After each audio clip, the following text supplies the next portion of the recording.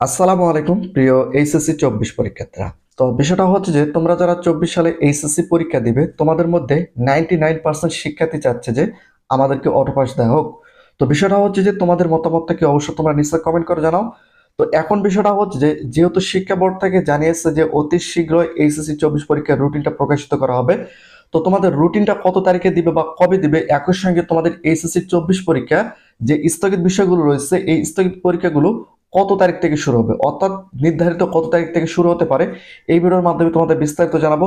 ভিডিওটি খুবই গুরুত্বপূর্ণ, তোমরা অবশ্যই সম্পূর্ণ ভিডিওটি মনোযোগ সহকারে দেখবে। কারণ বিষয়টা হচ্ছে যে তোমাদের মধ্যে যে সকল শিক্ষার্থীরা বলতেছে যে আমরা অটোপাস চাই, আমরা আর পরীক্ষা দেব না, আমাদের পরীক্ষা থেকে মানসিকতা উঠে গেছে, তো তাদের উদ্দেশ্য করে বলি যেহেতু শিক্ষা বোর্ড থেকে নোটিশ প্রকাশিত করছে, তোমরা ইতিমধ্যে অনেকে দেখেছো। এই কারণে তোমাদের এইচএসসি 24 পরীক্ষা কিন্তু অটোপাস হওয়ার এখানে কোনো সুযোগ নেই। একই সঙ্গে তোমাদের মধ্যে অনেক শিক্ষার্থী বলতেছে যে আমরা আন্দোলন করব যাতে করে আমাদের এইচএসসি 24 পরীক্ষার্থীদের অটো পাস দেওয়া হোক। এটাও কিন্তু তোমাদের জন্য কার্যকর হবে না। কারণ বিষয়টা হচ্ছে যে শিক্ষা বোর্ড অতি শীঘ্রই তোমাদের রুটিন প্রকাশিত করবে। আর রুটিনটা যখন প্রকাশিত করবে তখন অটো পাস হওয়ার চান্সটা খুবই কম, খুবই কম, খুবই কম। কারণ এই যে তোমরা হাতে একটা সময় পেয়েছো, এই সময়টা যদি তোমরা পড়াশোনা করো, তোমাদের যে সাবজেক্টগুলো পরীক্ষা হওয়ার কথা ছিল বা যে সাবজেক্টগুলো পরীক্ষা হয় না কিন্তু সামনে পরীক্ষা হবে, এই সাবজেক্টগুলো যদি তোমরা প্রিপারেশন নাও, সেক্ষেত্রে কিন্তু ওই সাবজেক্টে তোমরা ভালো একটা রেজাল্ট করতে পারবে। বিশেষ করে শিক্ষার্থীরা যে প্রশ্ন তুলেছে সেটা হচ্ছে যে আমাদের এইচএসসি 24 পরীক্ষার্থীদের পরীক্ষাটা অনেকটাই পিছনে চলে গেছে, সামনে আমাদের ইউনিভার্সিটি ভর্তি পরীক্ষা রয়েছে, সেগুলোর জন্য আমাদের প্রিপারেশন নিতে হবে, সেটার জন্য কিন্তু আমরা সময় পাবো না। এখানে কিন্তু শিক্ষার্থীরা অনেকটাই সমস্যার কথা তুলে ধরছে, বিশেষ করে ভার্সিটি ভর্তি পরীক্ষার বিষয়টা তারা কিন্তু সর্বপ্রথমে রাখছে অনেক শিক্ষার্থী।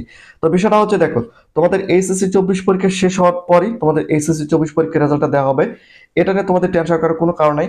একই সঙ্গে বিশ্ববিদ্যালয়ে ভর্তি পরীক্ষার যে সময়টা সেটাও কিন্তু শিক্ষকরা তোমাদের দিবে, এটাও নিয়ে কোনো তোমাদের টেনশন করতে হবে না। কারণ শিক্ষা বোর্ড এই বর্তমান পরিস্থিতিটা বিবেচনা করে তোমাদের এইচএসসি 24 পরীক্ষাটা কিছুদিন পিছিয়ে দিয়েছে এবং কিছুদিন পরে তোমাদের এইচএসসি 24 পরীক্ষা শুরু হবে। এখন বিষয়টা হচ্ছে যে এইচএসসি 24 পরীক্ষার রুটিনটা কবে দিবে, এটা কিন্তু অনেকের মধ্যে একটা প্রশ্ন।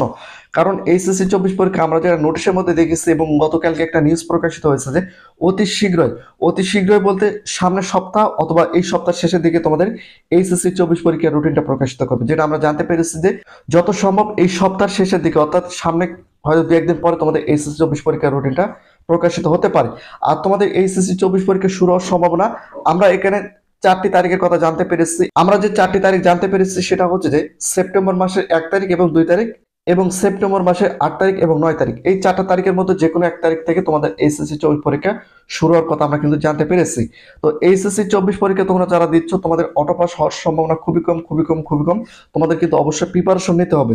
তোমরা যতই আন্দোলন করো, যদি রুটিন প্রকাশিত হয়ে যায় সেক্ষেত্রে এই পরীক্ষা পিছানো বা এই পরীক্ষা অটো পাস দেওয়ার সম্ভাবনা খুবই কম। এই জন্য আমি তোমাদের বলবো তোমাদের হাতে এখনো অনেকটাই সময় রয়েছে, এই সময়টা তোমার ভালো একটা প্রিপারেশন কিন্তু নিতে পারবে। তো প্রতিনিয়ত শিক্ষামূলক খুঁটিনাটি আপডেট ভিডিও পেতে অবশ্যই চ্যানেলটিকে সাবস্ক্রাইব করে রাখো।